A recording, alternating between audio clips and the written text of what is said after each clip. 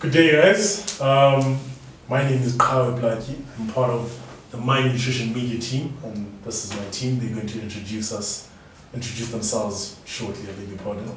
So basically, Newtrition is an NPO that was founded by Bapile Duba, a student here at the University of Johannesburg, and it's basically to raise awareness of the social, political issues ongoing around us and to make us, as the youth, more informed, sort of cultivate a culture of knowledge seeking. Yeah.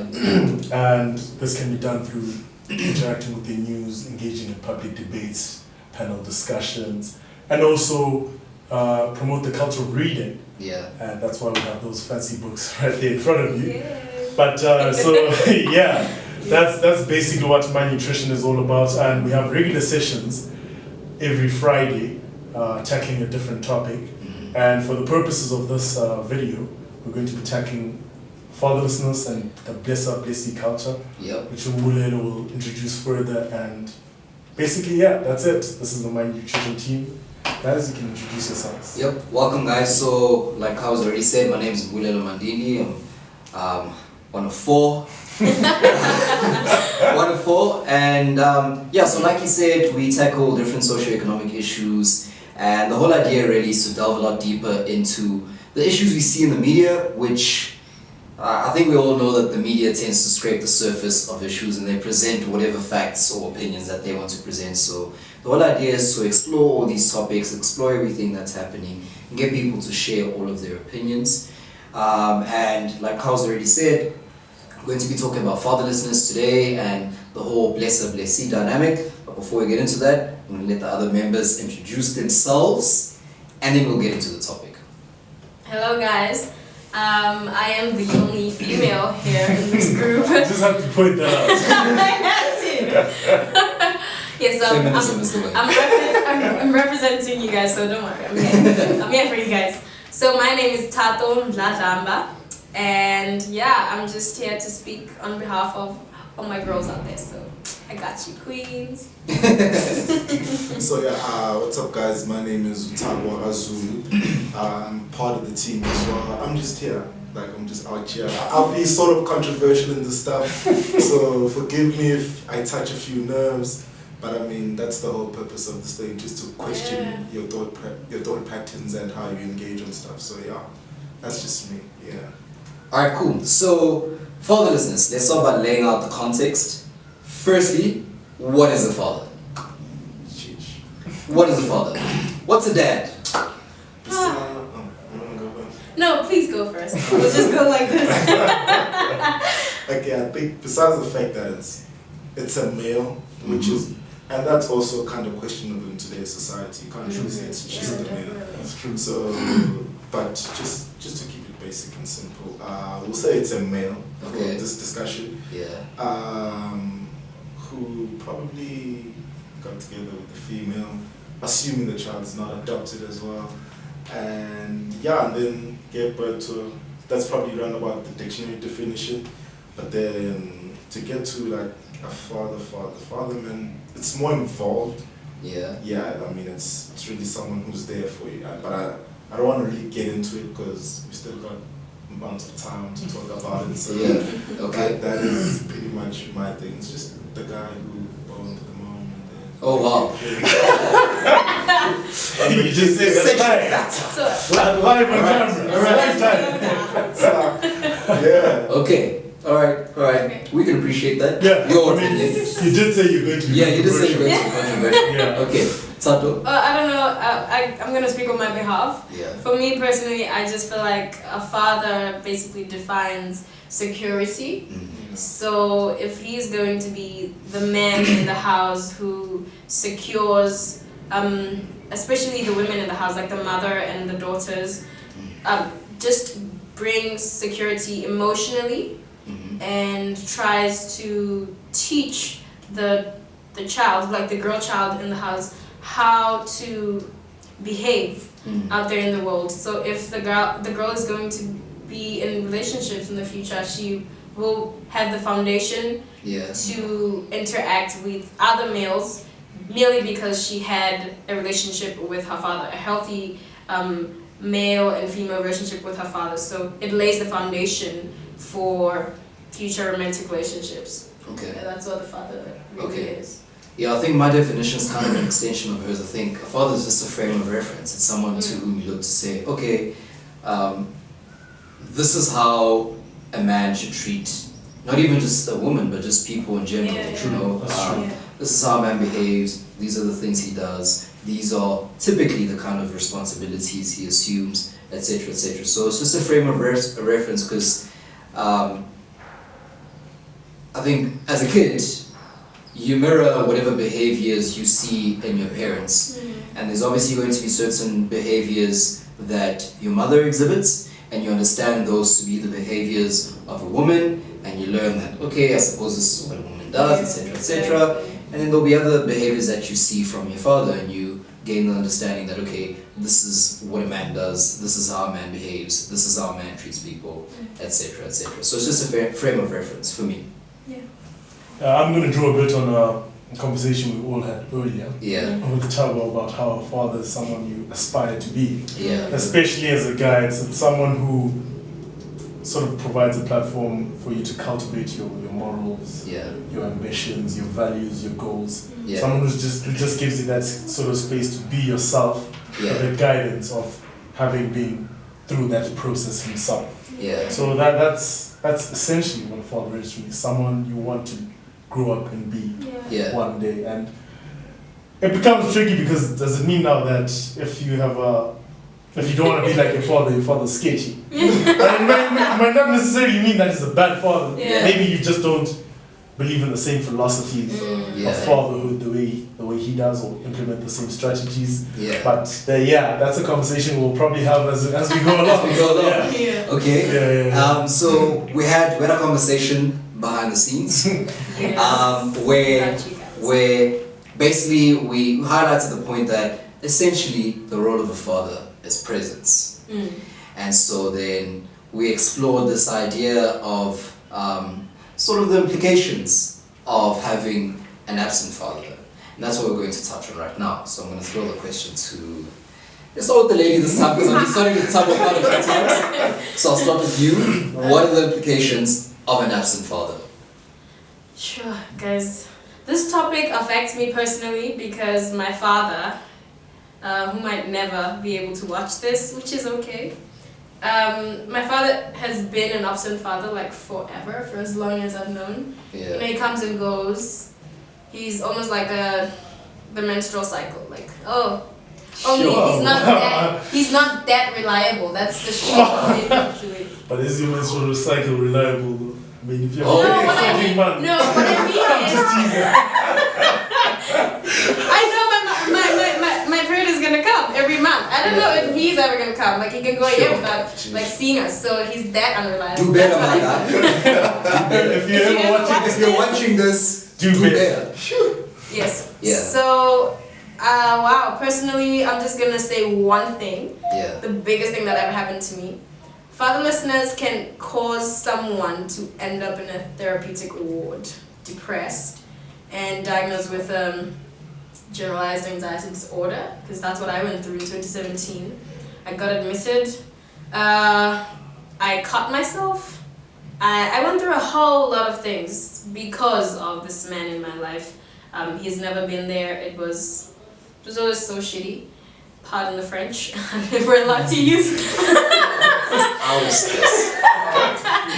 You know? But fatherlessness is really the whole idea of not being able to spend, and I don't like how people always say, no, but you have a father figure. He's not my dad. He's not gonna replace my dad. I want my dad here. I need him to be here. It's a responsibility. So if he's not here, things are not okay. Yeah. So if it affects the mother as well. So if the man of the house, or a man who built a home or started a family, like he said, was a sperm donor. Some men just want to be sperm donors. They don't want to be fathers or dads. So if your father is not there, he is not emotionally available for you, and he is not interacting in your daily activities, so like soccer or music practice, your music classes. If your father's not helping you with homework, if your father is not giving you a hug, telling you that he loves you. Because some fathers live at home with these girls and boys, and even the mothers, but they're not there, they're not present. That is a form of absence as well. Like, we can't just say, oh no, but I've lived with my father forever, but my father has never helped me with my homework, my father doesn't know when I'm sad, my father doesn't even understand when I am going through a lot of things in my life. So that is a form of absence in life. So I feel like the fact that people think because I was raised by my father, he was always there. No, because we spoke about presence. Yeah. If your father is not present physically, emotionally, psychologically, spiritually, he is an absent father. Yeah. Sure. Yeah. Sheesh. Implications of a father, absent father, gents. Okay. Jump in. Okay. I think for me, for guys, it's pretty. It's I don't say it's different because I think as guys we take it different. Yeah. I mean, for me, I had the greatest father figure any guy can ask for. That from actually. Shout out to your dad. Shout out to your dad. Right? I mean, the crazy thing is that the guy I call my father figure is not like what society deems your biological father. Okay. But Okay. he's the greatest. Like even me being here, like my morals, everything, it's him. You know what I mean? So. But if without, I think for us in terms of saying, because I had a father figure, you know what I mean, I didn't have to learn a lot of things off the streets, whereas with guys who you hang around with and you'd see a lot of behaviors which were done in and around the streets, kokasi, you'd see, but you know what, he's living this life in the street, whereas you'd find the moms, goes to church, a very respected woman in the community, but because I think for us as guys especially, it touches to something Jay-Z once said, which was rather controversial according to some, but I could relate. In one of these interviews with the NFL thing he's been doing, where he said the absence of a father also creates that sense of people not understanding authority, which I think is what happens a lot with guys, because somebody's just like, yo, don't do that, that's wrong, but because no one ever tells you that, you just like, you know what, screw this, I live my own life, I call the shots here. Yeah. So I think for guys that's what it does psychologically a lot, and what it also creates is if you don't really have a father, it's normal, you know what I mean? So I think no one really tells us that, which really it messes up one's psyche, because now you grow up and you come to, let's say, a varsity space or working space, and then you find all these other guys who have a sense of security about their masculinity and don't really find the need to portray it physically, and that's how you portray trying to block off this thing. So I think that for me is what I've seen a lot, play a lot with other people. So I think that's where it really becomes detrimental for a guy, because you just become a ticking time bomb waiting to explode at any moment. So that for me is the impact on guys. I think. Sure. What do I say after that? Yeah. But yeah, I think it mostly has to do what both Chadu and Tabo have touched on. Yeah. The fact that it's sort of a missing regulator. Yeah. You know, not to sound too technical. Yeah. But essentially that's what it comes down to. And Yeah. I think even if we were to discuss motherlessness, we'd touch on the same kind of issues, Yeah. but obviously we would also tackle kind of different aspects. Yeah. But what you said about what Jay-Z said in the interview, that freaking blew my mind, because now I'm thinking that whenever I am faced with authority or an opportunity where I can deviate from what I've been taught, I always think, what would my father do? Yeah. You see, it's that kind of thing. So I totally get it when it goes to that, and not to say that our mothers don't instill some sort of discipline in us. That's not the case. Of course they do. Yeah. But it's one of those things where even family dynamics and culture come into play. Where the father is that authority figure who's always there to instill and discipline. And I guess it also comes to physical aspects. I mean, men are stronger in most cases physically than women, and it's one of those things where if you've got a misbehaving 16-year-old, I don't think mothers, I know my mother didn't want to deal with me. She's just like, listen, if you're feeling more macho, there's your father, go check on him. Things died down a bit because I know now it's gonna get shaky. But yeah, it's one of those things. he represents some sort of system which provides some stability, guidance, and authority in your life, essentially. So yeah, I definitely agree with that. Yeah. Why is it the case though? Because it seems as though having a father present in your life, it seems as though it's about having someone who can pour certain qualities and lessons into you. And I think you can all agree that mothers can do that just as well as fathers can. Yeah. So why is it so important for there to be a male figure specifically? You know, I know it's a bit of a challenging question, but I mean, all we're doing right now is pointing out certain qualities that we stand to gain from our fathers. So why does it have to be male figures specifically? Why is it not sufficient for us to learn these lessons from our mothers?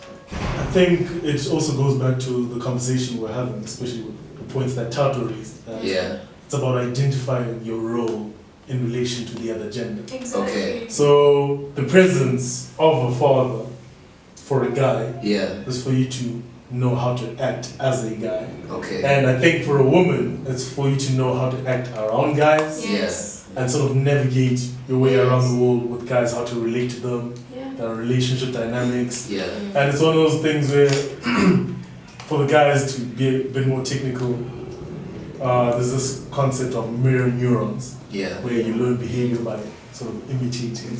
And I think it also goes back again. It goes down to that when there's that father figure for you, and if there's that father figure, the mother figure, I think as the woman you probably identify with your role, the role that your mother plays around your father, and see that, okay, this is how a woman should be. And as a guy, you identify with those behaviors and imitate those behaviors that your father exhibits and demonstrate them around women. So I think that's what I think is the core. So, it essentially comes down to that. Okay, probably just to add on, the reason why you probably want a male figure around is, and I don't want to get too technical or biblical about it, but then it's a thing of... If you want to preach, you can preach. Take me to church. They'll take whatever we tell them. It's that sense of, I mean, a male figure for me, and it's something which I probably got learned at church, right? Is that foundation which they provide is very, it's their main role. Like, you have to provide that stability, you know what I mean? Whereas women or mothers do provide it, but they sort of nurture you building up, you know what I mean? So if there's not that firm thing, you have that thing, you can't nurture someone without a foundation. And for me, I think that's what my father provided for me, that foundation in which, okay, you build your morals based on this foundation. How you navigate or how you treat, it's sort of what my mother and my grandmother taught, you know what I mean? But it's built off what my father did. So I think that's why a male figure is so important. And just to be sort of a conspiracy theorist, but it's sort of... As you always are. These are personal views. These are do not include us in them. Don't do this. We don't endorse whatever he's about to say. Don't do this. But I think it's also sort of just how when the world was first created and a man was first created, you know what I mean? And I think it sort of goes down to that, you know what? Mothers and women, yes, they can do what a man can do, and they can do it better, if not the same. But it's not really the same when a man does it. You know what I mean? So I think it's that. I mean, I don't know. I think it's natural. It's something in nature which I've never understood. So I think that's why. Okay. Just one more thing. I just feel like the main reason why there is a man and a woman who come together and create like youngings is like reason on its own to just show us that it's just not by mistake that there was Adam and Eve. You know, there could have been just Eve alone, and Eve could have just like created more youngings and we would have had a nation. But there is a reason why there's a man and a woman. Like, essentially, there's a big reason why it is so. Okay. I asked that question specifically because I suppose in a historical context, men would always go off to the city to work, and they wouldn't really be present, or at least not in the everyday life and in the raising of the child. And they'd only ever come back to bring money and food, or they'd send it somehow, you know. So you had an entire generation of people who were essentially raised by mothers.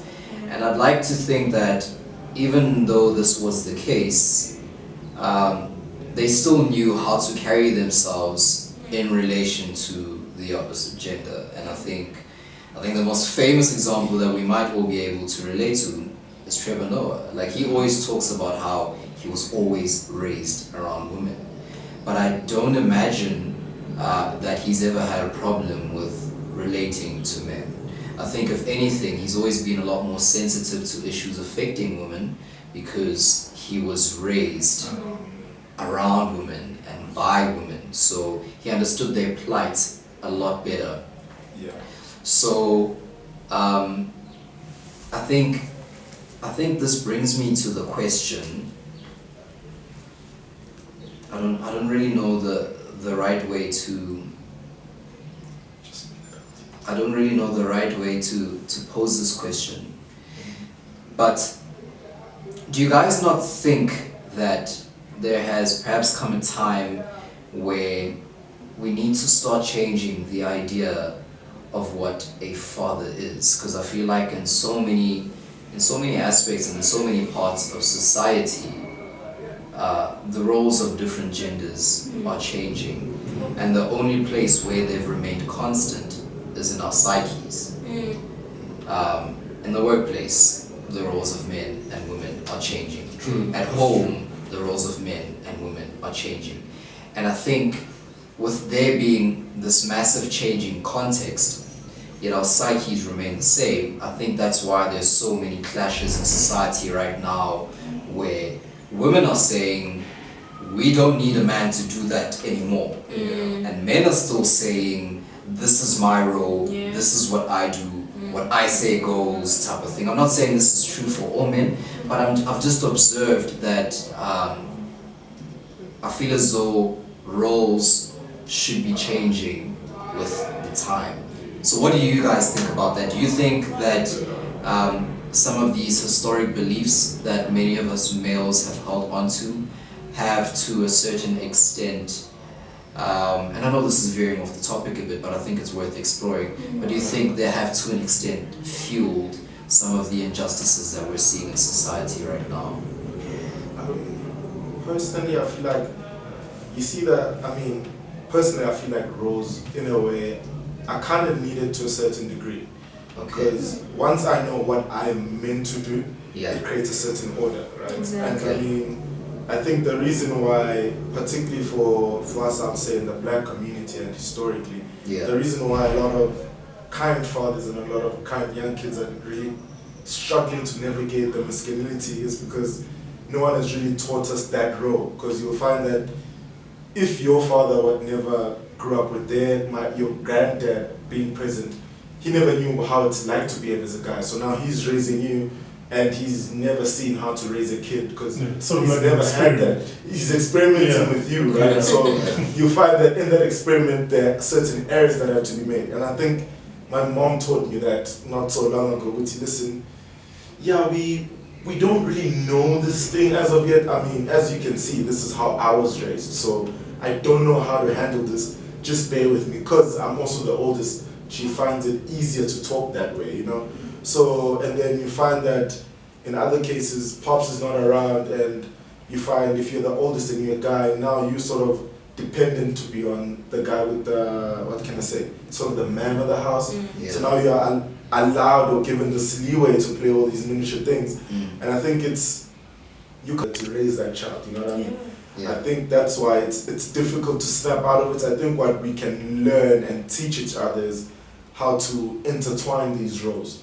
You know what I mean? How to maybe help the ladies be more firm in their discipline and help men to be more gentle with how they handle their kids.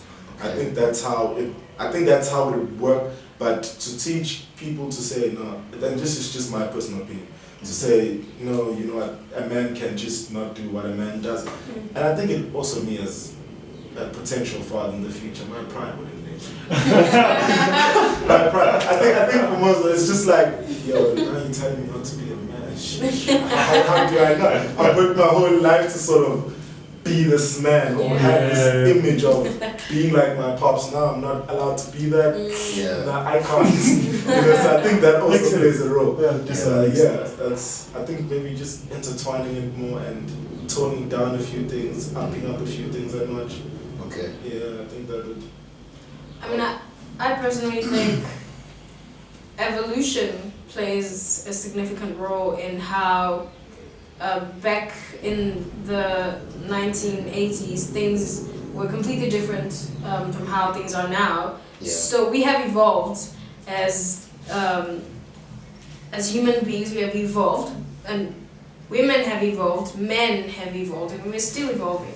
So how we see a father figure to be, or a father to be, or how we define what a father is obviously going to be completely different from how they used to do, how during my grandparents' days things were, you know. So I just feel like as much as evolution plays a role in how we're coming to define certain things at this point in time, the fact still remains that a father is going to be a father to their child.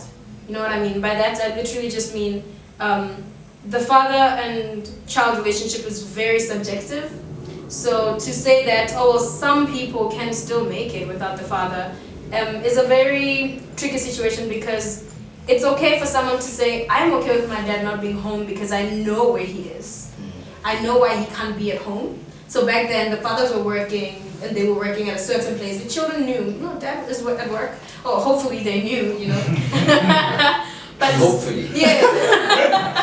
Hopefully. You know? But now things are so different that, I mean, my father goes a whole year and no one knows where he is. Like, no one, not even his mother knows. You really need to do that. You know, so it's very different. So how I define father is completely different from how Tawe does, or how you do it, how Tawe does. So it is a very subjective relationship, and we cannot solely rely on how they used to do things back then, because things have changed, and I as a woman, I'm growing up and I'm adopting different values and morals, and obviously every definition is kind of changing for me personally. So it is a very subjective relationship and issue. Okay. I think what I picked up on with your question, you mentioned psyche. I think in the African context, psyche and culture are almost synonymous. And that, as you highlight that people are, you highlighted that people are evolving, you highlighted that roles are changing, but have you ever questioned the fact that is our culture changing? Is the fact that Xhosa, I'm speaking about the Xhosa culture because I'm part of it, or sort of kind of, but I'll explain that later. Part time.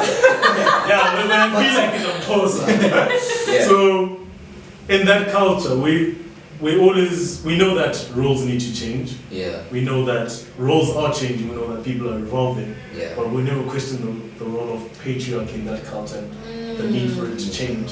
So I think a lot of the conflicts come from the fact that outside, in the world where you interact, basically in the working world kind of, you're evolving, and you're in your own little family context. Perhaps you might be doing things differently, and you might not be asserting your dominance as much as you would, as much as they would back home. So now, when you go back home and you experience all these things which have been perpetuated for years and years and years, you will always adopt some of those principles and keep them with you. And perhaps that's why some people find it very difficult to change. And you'll notice with guys when they speak about some of the even less likable attributes, they're like, nah, I'm just like my father like this. And they're not even willing to change because that's how their father was. And they feel the need to carry on that toxic legacy, to be quite honest. And I think even before we start questioning the roles that fathers should be playing, our definitions of fatherhood, etc., we should be questioning our culture. Because I assume in an American context, of course they do have culture, but for them culture entails something different. Yeah. And from my own experiences, from my own reading of literature, etc., it's much more flexible. Yeah. Whereas today, if I were to ask you what a Xhosa man is, and if I were to wake up a couple of my ancestors like Jets, what is a Xhosa man? Yeah. Then chances are they'll give me the exact same definition. And the problem which we're facing right now is that we're experiencing problems which are involved with our own times. Yeah. Yet we're using solutions that were applicable back then to try and solve them. Yeah. So it becomes an entirely contentious conversation. It becomes very difficult to nitpick, and you don't want to also question your own culture because it feels like it's flawed in a certain kind of way. But the actual reality is that most things about humans are flawed, and there's nothing wrong with that. And I think our strength lies mostly in our ability to recognize flaws in our systems, flaws in our culture, flaws in our norms, in our values, etc., and constantly trying to address them so that we can be always in the loop with those who are around us and live in a sort of harmonious way. Yeah. So that's pretty much what I have to say for your questions. That the questioning before we deal with this father issue needs to go back. Back. And the question is, are people really willing to do that? Yeah. That's the major question we should be asking. Yeah. Are we willing to question our culture? Yeah. Okay, sure. So I get, just from what everybody said, I get the sense that part of the challenge is that you still have men or fathers who are applying static principles in a dynamic and ever-changing world. Yes. And that's part of the problem. That's why we have as many clashes as we do. So, moving a lot closer, once again, to the topic of fatherlessness and its implications. To what extent, and I feel like we're really badly placed as guys to answer this question. But so it's all on you. That's basically, I was just trying to put it in the right way. This question is it's all on you. So, to what extent do you think that not having a father in a woman's life informs her decision to go and seek out fathers in other men in exchange for sexual favors? Oh, dear. So basically, let's have basic culture. Let's have basic culture. How does fatherlessness How factor does into that? how does fatherlessness sort of filter into that? It's very tricky because, I mean, when you read in the papers, research is saying, oh, the blessed and blessee culture is solely because of poverty and unemployment and just weird economical issues like that. Like, girls have basic needs, so they go running to these men with money and all such things. Yeah. But I think it is important for us to understand that not having a father can literally be the root problem. Because as much as we think it's just poverty, we don't know what these girls are going through. We don't know where they come from at home. Yeah. So, I mean, I personally understand how an older man can be appealing in a whole different sense. However, if he comes with an agenda to say, I actually want sex from me, I don't want to be a dad, I have kids at home and a wife and I'm trying to avoid them, I don't need another child, I'm just here for sex and I'll give you money for that. That's completely different from how one young girl from, say, the rural areas would say, I just thought I was seeing someone who would be able to protect me, who would be able to give me security in many different ways and aspects. So it just really becomes tricky because as women, we don't even understand ourselves that it is because my father was never there that I now think this man can fill this void. We don't understand that I am looking for security in this old man in a different way. I don't even understand how this is affecting how I grew up and my upbringing. So I feel like the biggest thing would be to try and make people aware that the fact that you don't have a father also has implications on how you view older men out there, especially when you come to university, because that's when a lot of girls are exposed to these men with their flashy cars and the black cards. it's really just so sad that they're not even aware of themselves, and that's I think that's the biggest problem. Women are not really sitting down with themselves and trying to understand themselves enough to know that I have issues. I have these daddy issues, and I use the term very loosely. So I need to look into that before I can say I just want money from this guy, or I just want hair. You know what it is that the hair is doing for you. You know what the money is doing for you, what the phones are doing for you. They're filling a void. And until women and girls understand that they're trying to fill a void, the bless and blessee culture is only going to continue at this point and get worse. Yeah. Sorry to interrupt, I just have a follow-up question on that. Because what you're saying makes perfect sense. And it's one of those things where when we're even discussing this issue, I don't think it's a point that came up.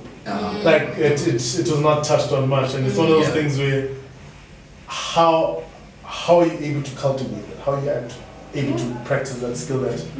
How are you able to recognize that you have a void and try not to fill it by going to these older men and seeking they sort of approve? Because now I'm just thinking like, like that must be an entire process, and for someone who perhaps does not even have an understanding of what mental health is, where do they even raise the question is, do we even understand what we as society are judging from these women? Exactly. And are you even in a position to judge if you've never been in that situation?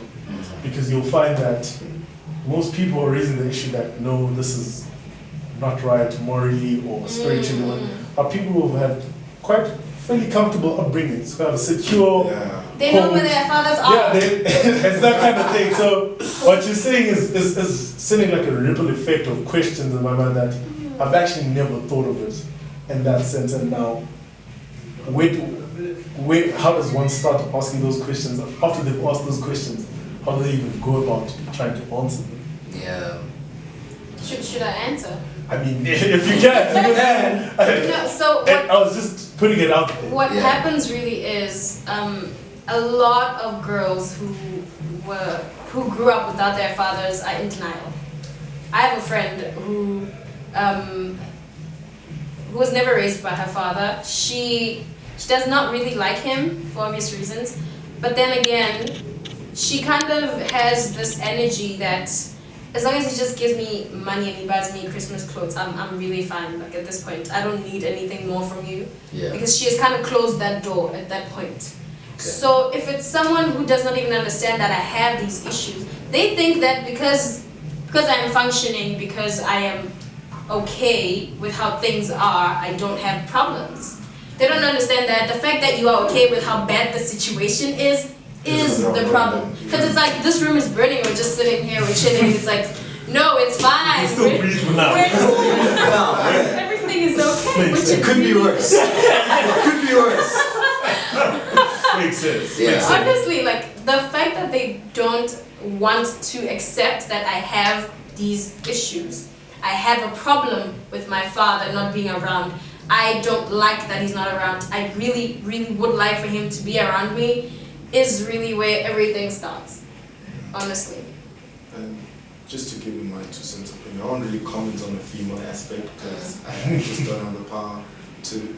But I think it also goes back to what we once touched on in a conversation where you said a lot of people fail or weren't really taught the skill on how to think for themselves. Right?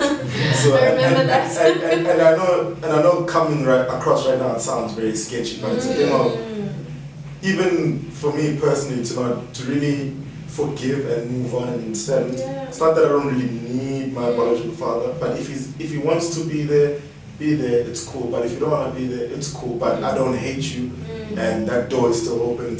Because you have to really dwell in that thing and sit and think, what is it that's causing this? Why do I not understand certain things? And the mere fact that you've sat down and thought, okay, I'm fine with that, it shows that you've thought about it. But the mere fact that you still do think about it today, it's a thing of you need to sort of track back, understand why do I want to close this off? Is it healthy closing this off? Because I feel like for me and a lot of guys I've interacted with who've really said no more, like I'm not doing this shit anymore. They've got this a bit of hatred within them. Exactly. You're going to, or this anger which they really don't understand. It's because it's that closed off space, you know what I mean? I always tell them that open it up, you know what I mean? Allow yourself to be vulnerable. And if he dips and then if he comes in, finesses you and dip, just know you're not one to blame. Yeah. He's the fool, you know what I mean? So I think it's that aspect where we don't want to allow ourselves to be vulnerable. That's why a lot of people just probably lack of it, just block it off and just say, you know what, I can't afford any more hurt. And I understand, being hurt is a part of life. So you just gotta take it with a pinch of salt and move. Not a lot of people want to take it like that. It's just how our fingers around it also. Yeah. Sure. It's quite sad though, I feel. The fact that you as a man or a father can be so absent in your daughter's life that they feel as though the only way to fill the void that you've left behind is by essentially robbing another girl of her father, because that perpetuates the system. True. So, yeah, to all the deadbeat dads, Mabena, disappoint me again, Mabena. Like for real though, like it needs to stop, because Because we're basically fighting the system that is. It provides its own energy, kind of thing. Yeah, Like it's we're trying to put out a fire that it is replicates basically itself. Exactly, Yeah. exactly, and like what you just said also is making me think a lot, and I think it also goes back to the fact that being an absent father also makes. Correct me if I'm wrong. It probably makes the children feel like they're not good enough, Oh, definitely. and seeking that approval. You see, seeking that approval from someone who resembles that father figure, then becomes a thing. I'm not saying that this is the only reason. That These are just some of our our own perspectives. Yeah. Of course, the other way, a woman just prefers older men because they're much more mature. Or Of course. But maybe if we sit down and psychologically analyze why they prefer mature men, it might go deeper, and then we'll find that we're facing the exact same issue. But I'm not going to be that guy. But definitely. It's an important message. Just take some time to read. So and I, even though we're even laughing about it now, it's a very sensitive issue. It's a very deep issue that people are constantly struggling with to this day. And even my father, he every day he tells me that, listen, dude, if you're ever to get a girl pregnant or anything of that nature, don't run away. Don't be that guy. Yeah, sure, it might mess up your relationship with your future wife. Yeah, it might change dynamics, whatever. But don't be that guy. And he always highlights the fact that a child is a blessing from God. Like at the most basic level. And if you turn down that one blessing, you're saying no to a whole lot of other blessings in your life. And it's one of those things where you'll find that some of these deadbeat fathers, as we're calling them now, will get to a stage in their life where they have, for example, chronic illness. The mother is not going to take care of them because, I mean, you left me. The girlfriend or ex-girlfriend and ex-wife, they're not going to have that. They have that anger, which is justifiable. Now, it will come to that thing where the only person who might take care of you is this child you have. And God might have brought that child into the world for them to play that role for you. Not for you so much to take care of themselves, take care of them for the rest of their lives, but also to sort of cultivate them so that they can one day take care of you. And that goes back to what you said the other day of us not being taught how to think much. It's a thing of when you leave as a deadbeat father, you don't think about the implications. You don't think about the emotional, the economic, the whole lot of instabilities which will come into play as the child grows up. And you think that, no, if they never knew me from the get-go, there will never be an impact. But obviously, when you go to school and you see other fathers coming to pick up your friends, it's going to be one of those things where, where's my fault? What's wrong with me that my fault? Exactly. Even on TV, with what I was basically saying, that the stereotype of fathers not thinking about the future implications is one that is still going on. They just just think that them leaving and the child never seeing them Yeah. is something that's never going to come about. When your friends are being picked up at school, when you're Yeah. playing soccer together and Marianne there, your teammates. Yeah. I'm thinking about hockey and I'm Marianne. Some people will bring up hockey. Marianne Fatonda. You see, Big ups to you, Marianne. Big up to Marianne. if Marianne's father comes there, he brings biltong for the entire team Yeah. and everyone's happy, you're going to ask the questions of, why couldn't my father be that guy? Yeah. Why isn't he here? I'm not even Yeah. asking him to bring anyone, anything But for just be present. Just be present and sort of give me that affirmation that, listen, what you're doing, I'm recognizing it. Yeah. Like I, as your father, I'm recognizing it. I'm here for you. Yeah. I'm here supporting. All Yeah. of these things are conversations that come up Yeah. over and over again.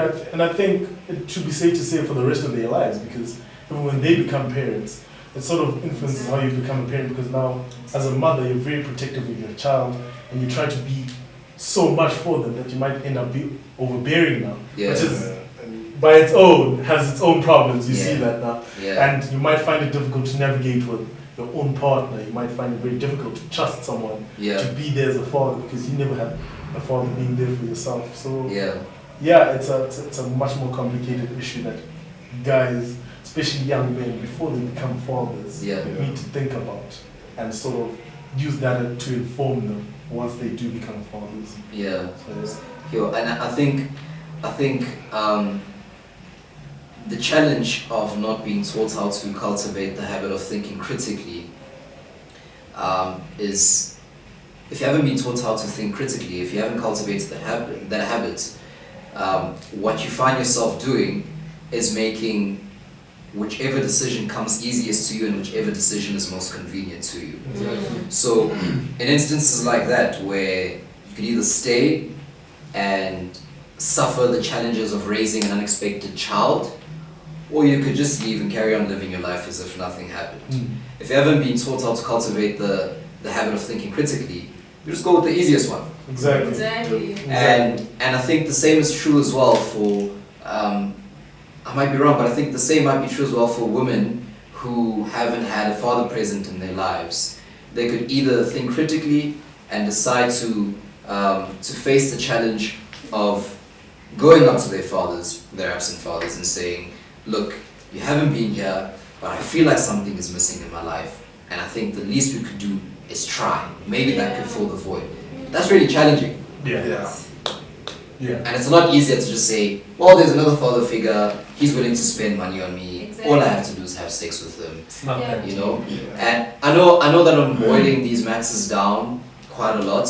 I feel like there's a lot more that's at play here, but I just think that had we been taught from a young age how to cultivate the habits of thinking critically before we make decisions, there's a lot of social ills that we'll be able to avoid. Yeah, most definitely. So I think going into the next question, we've spoken quite a bit about how fatherlessness affects women and how it might lead to them looking for sugar daddies.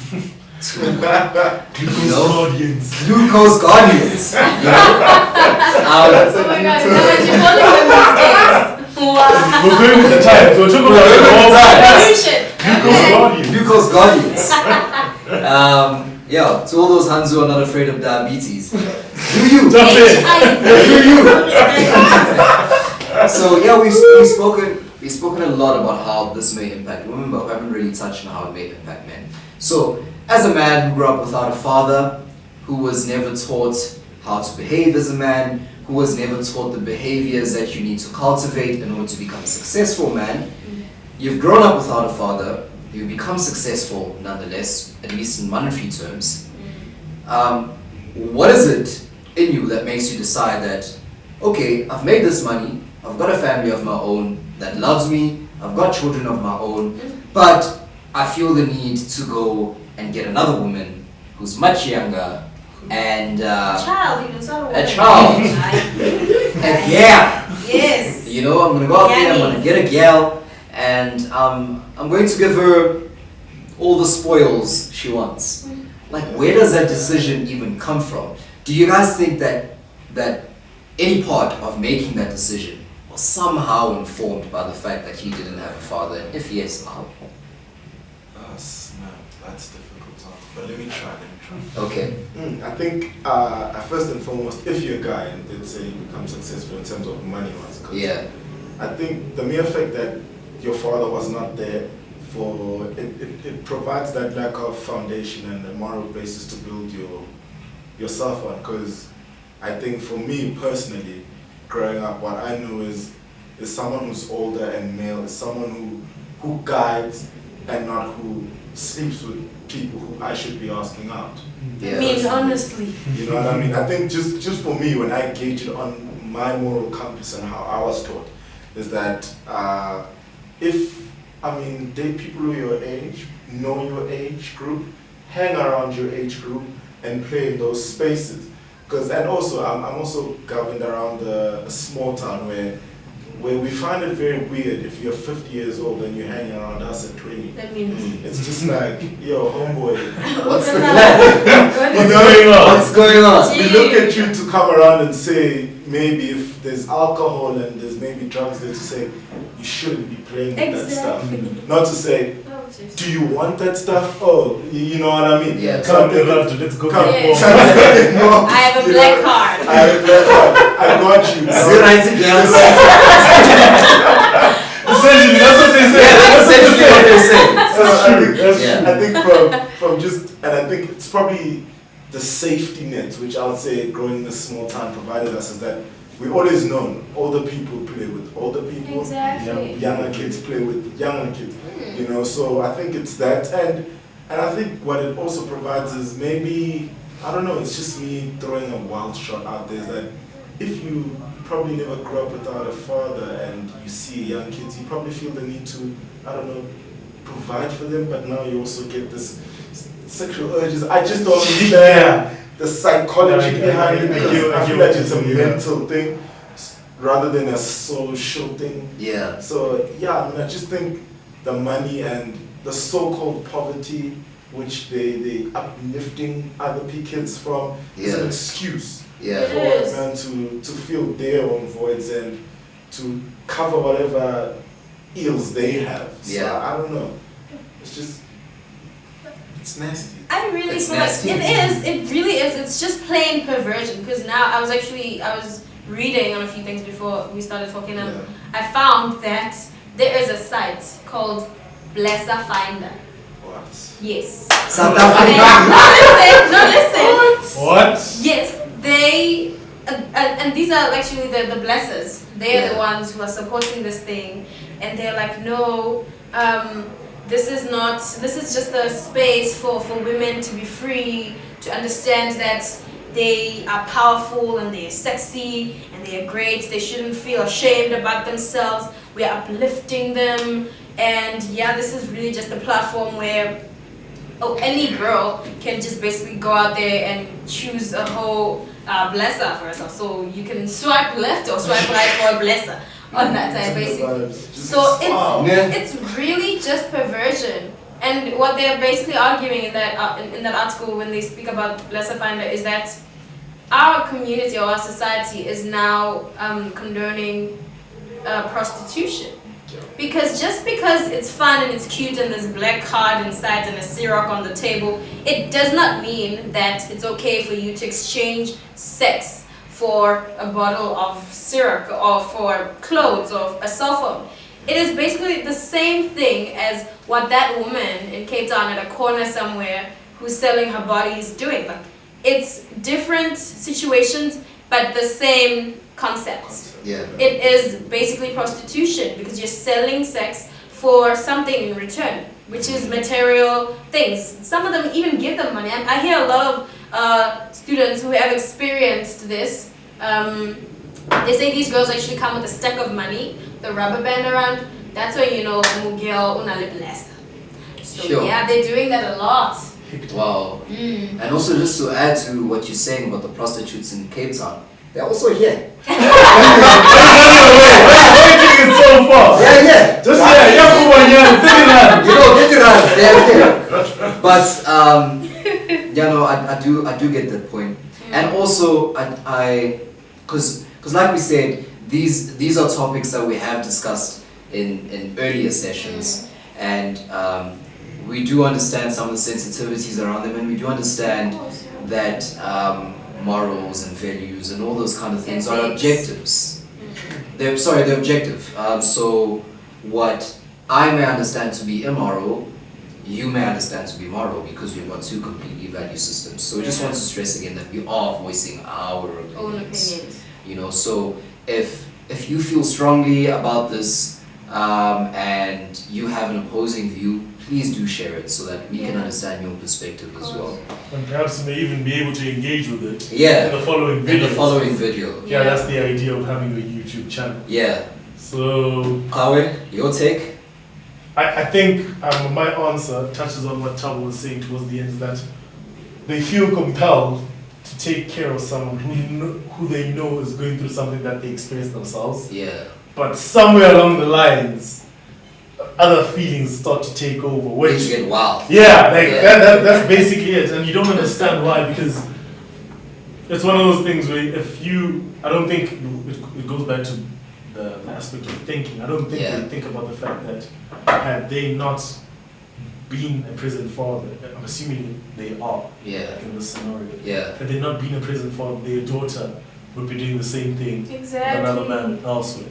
And now the question they need to ask themselves is that, would they be comfortable with their daughter doing the same thing somewhere else with another man? And I think it's plain ignorance, to be quite honest, because if you feel the need to take care of someone, whether it's a woman or a younger man, if you feel the need to take care of them, there are so many ways to do so. You could cultivate the culture of going to school, getting an education, and paying for it.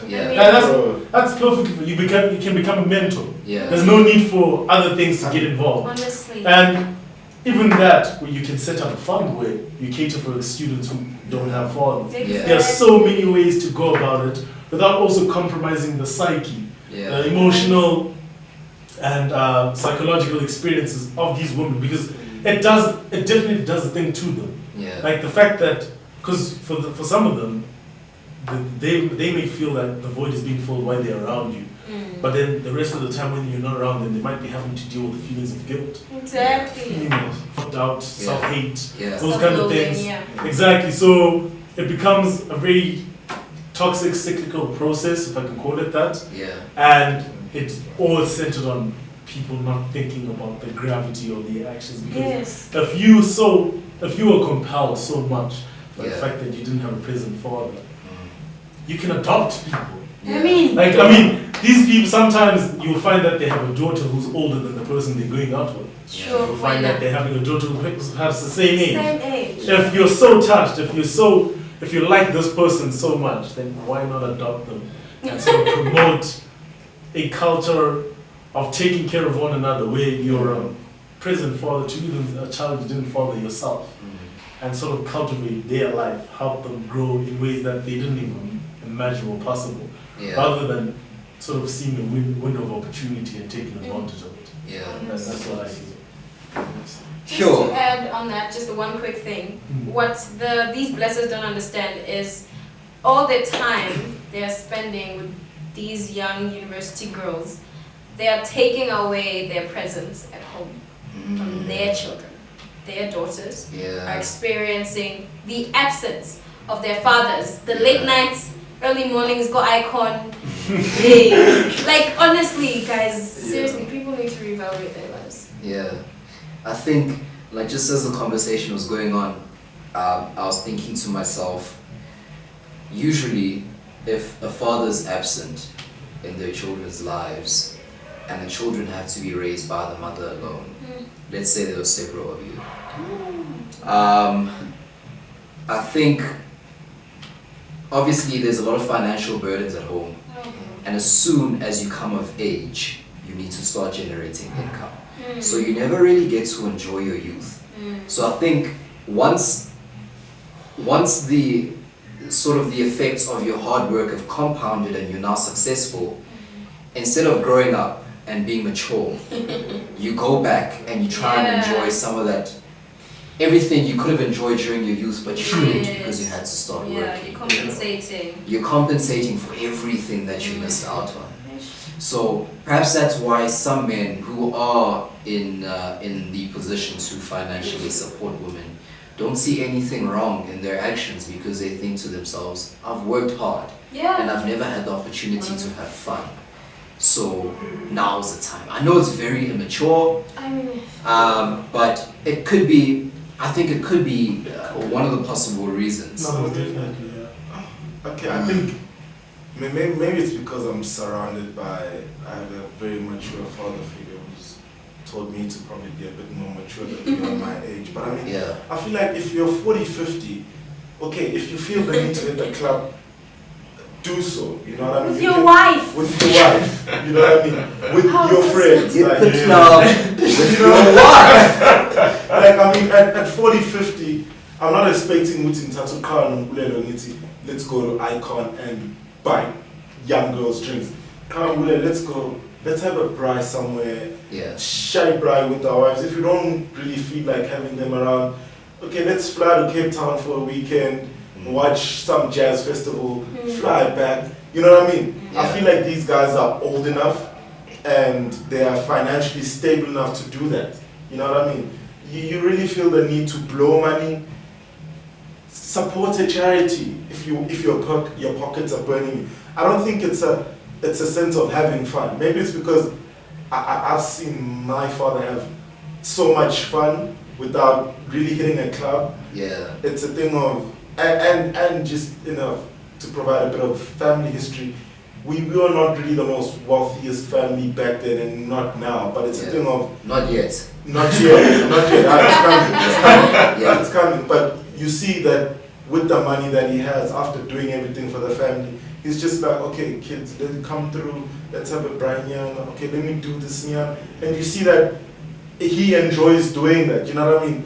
I mean, just do something. You don't need to spend this money on, I just find the concept freaky. It definitely so is. It really, I fail to understand it because maybe in my hometown it hasn't really become that much of a thing. It might be there, but it's not something you walk around and be proud of doing. Because trust, community will turn on you. And we'll touch on mob justice in the later time.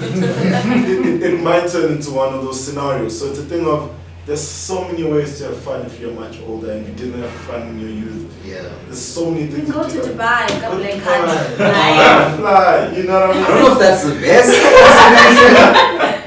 I don't know.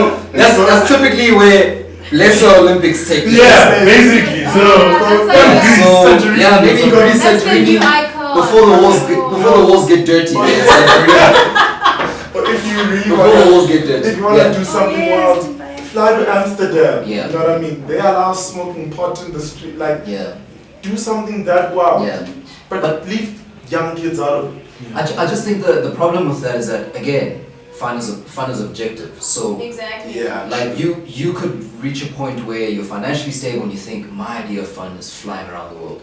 But for someone who from the age of 16 has been thinking, one day I'll have enough money to take a young girl out. One day I'll have enough money to take a young girl out. When you're 50 and you finally have that money, this is the day.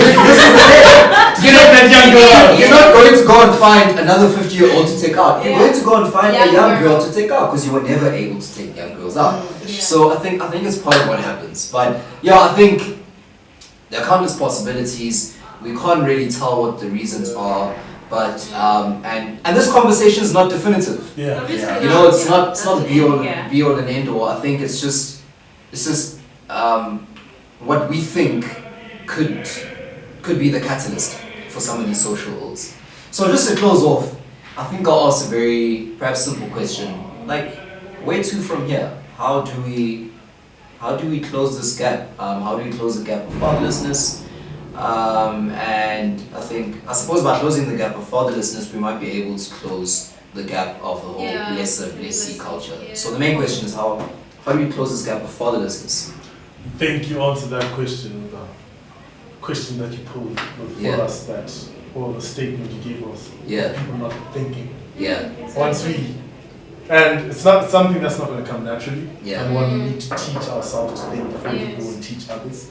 So once we as the people who are aware of these kind of issues, we have the responsibility to go out there and teach others. Yeah. It's my responsibility as a cow between 2-year-old at UJ Yeah. to go and see a young guy in the street who's 13, 14 say, Maji, I see you have a liking into girls, Yeah. and the way you like girls, chances are this is going to happen. Yeah. If you do so happen to get a girl pregnant, Yeah. understand that your actions are going to determine basically that child's life. They will have a And- ripple effect. Exactly. Yeah. And now you have two decisions to make. Either you tell yourself you'll be accountable and responsible come the time, Yeah. which is very unlikely if you're not responsible right now, Yeah. or you change what you're doing and who you are right now Yeah. to sort of think about what's going to happen in the future. Yeah. Because I think with us as the youth, we have this thing of thinking that tomorrow's never going to come, yet we're always looking forward to tomorrow, which is very confusing because it's like, can't wait for the future, can't wait for the future. But to actually ask ourselves, what are we doing now, which is In going the to present. affect Yeah. my future. Yeah. So yeah, it's all about sitting down, thinking about the current issues that we have, thinking about what we need to change Yeah. in order for us to go forward Yeah. in addressing some of these issues. Yeah. I was saying the issue a lot. I think There's a whole lot of issues. I personally think it starts at home. Yeah. Honestly, the education really starts at home because my experience was terrible. It still is because I have a sibling, my younger sister, she's 18 years old. She has literally blocked off the whole idea of my father being a father or a dad. Every time I try to talk about him, she's like, don't even say his name to me. I don't care. Like, I don't care. Yeah. And at home they tell me, stop thinking about him. Like, you just need to get over it. It's never gonna happen. Like, just stop.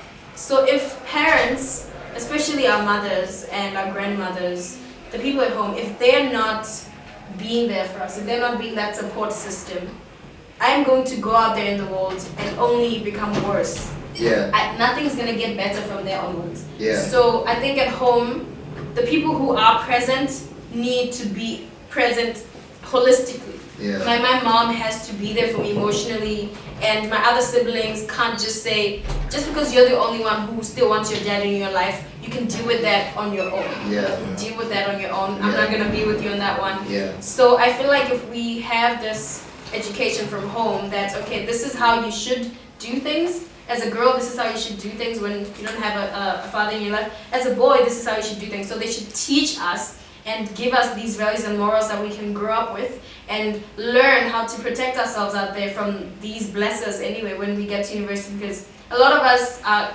literally, we succumb to these things because we don't know what to do in certain situations. It's not just because I can be rational in a situation, it's really just I was not taught. When I was growing up, I don't know what to do. A situation comes and I think the next best thing is to just go in and see what happens. So I feel like people at home who are present have the responsibility to teach the children at home how to grow up and become better women and better men and not become absent fathers or Yeah. girls with daddy issues. Yeah. Yeah. Yeah, I think for me personally, where to from here, it starts off by, I think, a lot of therapy would help. I think, and not just individual, but like as a family, because it Yeah. doesn't just affect the child alone, but it also plays with the other parents and whoever's around. So I think just bringing it out into the open, that this is how it affects me, and that plays a lot. And I think another thing is understanding what a father's role would be in a kid's life, and I think that would help a lot. And then establishing more groups, man, like more, I don't know, what do they call them? Well, some of these groups where support groups, Yeah. yes, where you have older men who would deem respectable men in society, and hopefully they are. Yeah. Where No, like, We just don't know anymore. We just don't know anymore. Yeah, that's yeah, true. that's true. hopefully they are, and they'll be able to pass on values to younger men who just don't have father figures in their lives, and teach them how to navigate their emotions, their psyche, and how to treat certain women and men, and how to handle certain situations, and for them to always understand that as a man, you know, and you never give up if you have a family, you're always there to provide. And I think for me personally, I'd just say this, as a personal thing, I don't see my sister going looking for a blesser because we know that, you know what, if we call moms and moms can't, dad certainly got us, you know what I mean? Yeah. So I think men must just understand how these things just don't play in silos, but it's just one whole integrated thing. Yeah. But I think a lot of therapy helps, and where we just sit and bring it out into the space that are being to therapy sessions, and there's nothing wrong with being in them. But It's a safe space. You can it's be a honest. safe space. Be honest. Nobody's going to judge Don't you. judge us, of course. Yeah. But I think it's sort of my father played that thing of, Yeah. I don't know, many therapists would say where I felt comfortable with him and would just bring it up to him. Moms would just bring it up. Oh, how do you feel Your about father's that? doing the things, isn't he? But this Doing the man, part. Like, like, trust. thank God for you. He's out here. Trust. Right. He's out He's out here. here. He's always just like, yo, how do you feel about that? And I think, and it's okay, like really, allow your kids to lash out and be safe, because that's what I do with my mom. I sort of just I just don't get why this. You know? So allow them to bring out all that energy, and Yeah. I think that's healthy in a way. You know? Yeah. When you let all that anger out, and I think it brings a certain amount of peace to you as an individual as well, because Yeah. I think I've only obtained this peace at 21, where I was just Savage. like, I only obtained it last year, and I was just like, you know what, man, whatever happens, happens. Yeah. I was raised by a great man, Yeah. great mother, great grandparents. Shout so out. It's just Yeah. like, Shout out. whatever's whatever, but you know what I mean? So I think a lot of talking about it, it really heals. Yeah. It does, yeah. Yeah. I think, and I legit think this is a solution to everything, but it's honestly because everything emanates from the mind. Yeah, true. Literally every single thing emanates from the mind. So if we My Ah, look at that.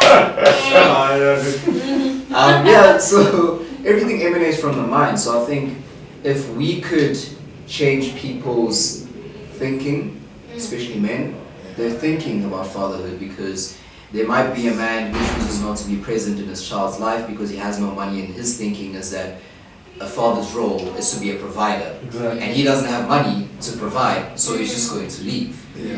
You know, so I think if we could change the thinking around what it is to be a father, Yeah. what the roles of a father are, a lot of progress could be made with respect to issues such as fatherlessness. So yeah, that's just our take on fatherlessness and blessers and blessees, and we're going to have a range of topics coming. And I think over and above the comments that you guys make on the topics themselves, please make suggestions, you know, like which topics you guys think are worth exploring. And yeah, we'd be more than willing to explore those. So yeah, hope you guys had fun, hope you guys learned something, hope you guys like the platform that we're trying to create. Hope you like our little setup. Yeah. Yeah. We were also confused. We tried, Yeah. we did this for you. We did this for you. Don't We are forget that going to part. evolve from this, don't worry. We So- shall evolve. So yeah, guys, please engage. And if you are at UJ, please do attend the sessions Yeah. on Fridays. You can look up My Don't go Newtrition. to Icon. Don't go to Icon. You'll find the blessers there. They'll ruin your life. Confuse your mind. Confuse your mind. Come nutritionalize your mind. Yeah. So yeah, the sessions happen every Friday. If you look on all of My Newtrition social media pages, they have a page on Facebook, they have a page on Twitter, they have a page on Instagram. If you look on their pages, there'll always be constant updates on all the events that are happening. So yeah, that's all we have. Thank you again, guys. My name is Yes. Mbulelo. Kawe. Tata. Tabo Azu. All right, see you next time. Cheers. Cheers, guys. Cheers, guys.